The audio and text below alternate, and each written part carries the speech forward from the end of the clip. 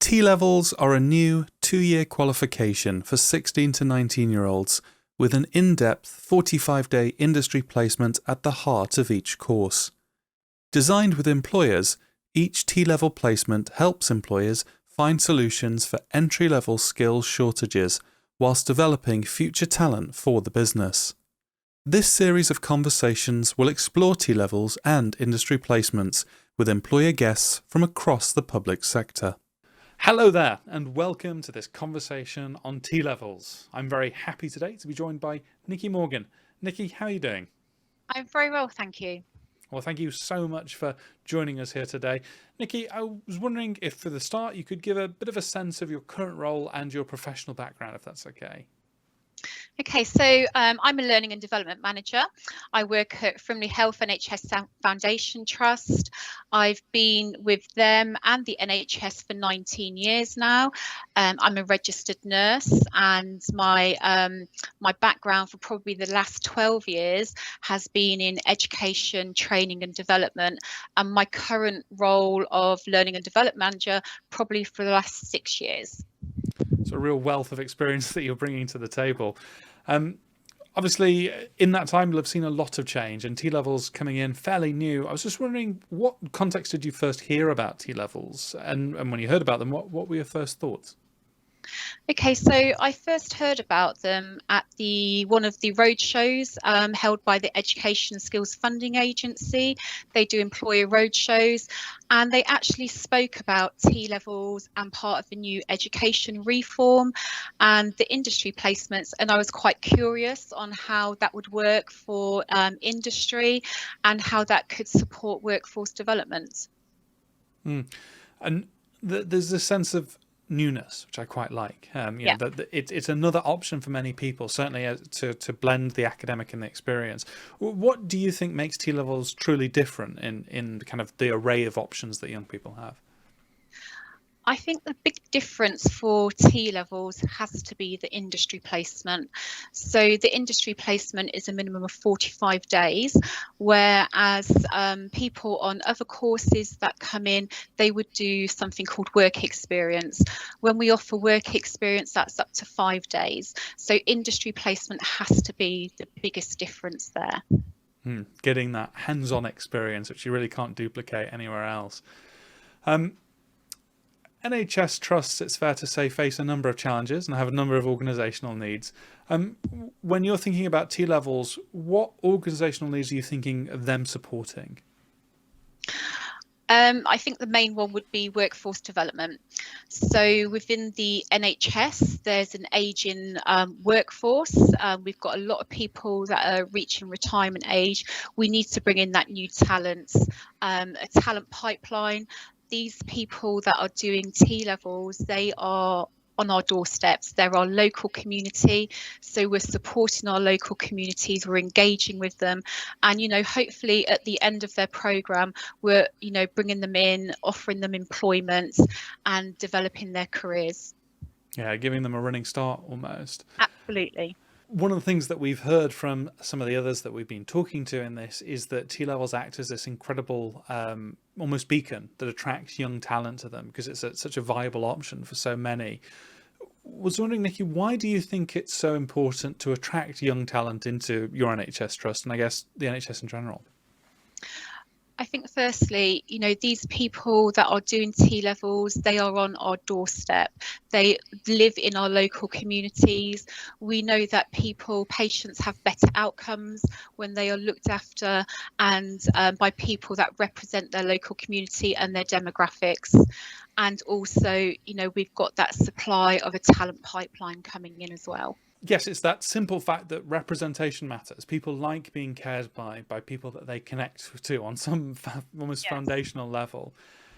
Nikki, we're quite privileged in that you've taken on a number of industry placements, which is really quite exciting. I was wondering if you could tell us a bit more about those placements that you've done. How many? What have they been involved with? Okay, so with our first cohort, we took on 5 people, 5 students, and they worked in a variety of placement areas, so in theatres, in A&E, on local wards, and in outpatients. Out of the first 5 cohorts, we had 3 that completed, and then on our second cohort, we have 3 students, and again, they are working in outpatients, maternity, and theatres. I was just wondering. Obviously, you've taken on across a number of specialisations, which is kind of, it shows the breadth of work that's available through T levels, which is quite exciting. I was wondering, how have they taken to that work? Have they evolved? How has their approach changed over that time? Gosh, I would say the biggest thing that I've noticed is their confidence. So where they first come in and they've joined us in an organisation, they've really grown in themselves. They've become part of the team, and they actually feel part of the team where they're able to speak to different members of the multidisciplinary team. So not just other students and the juniors, but they're talking to consultants. So they're really getting engaged in the work. They're able to pick up stuff, what they're being taught, and actually put it into practice. So it's been really nice to be able to see that. Yeah, and that's confidence that obviously they're going to take away into the rest of Yes. their lives. They can't really get anywhere else almost, which is really lovely to hear. Obviously, most NHS trusts, like I say, complicated organisations that have a huge host of needs that they need to address. When you're thinking of industry placements within your sector, what would you say are the marks of quality and success? What are you really looking to achieve at the end of it all? I think you need to start small. Don't think you've got to take lots and lots of students in. Really engage with the managers. Go for areas where you know that they support students really well, and then build on that. I think there's definitely something about building relationships with the colleges and the people that you're working with. Without those relationships, then it just doesn't work. Yeah, it's all about making connections almost, and again, a unique thing that T levels can provide. Yeah. The nice thing then is that T levels aren't going away. They're here to stay. They've already made an impact across a large number of organisations. Looking to the longer term, then, what do you think the effect of T levels will be on your sector? I think, like I've already mentioned, it's that talent pipeline. It's bringing new people in, but also it's about developing our own workforce. So even if I think about, our own workforce doing mentoring, their own leadership, because they're going to be supporting these students as they come through. And then it's that career progression. We've got clear pathways for people, that do want to come in, following a T level once they've finished. And then they've got clear career pathways to develop in whatever they want to do, whether it's nursing, an allied health profession, a midwife. There's a pathway there for them. Yeah, and there's almost this element of building excitement, because it's not just the role that people are attached to, it's the career pathway. It's Yes. the opportunity of a future almost within there, which is so exciting to see.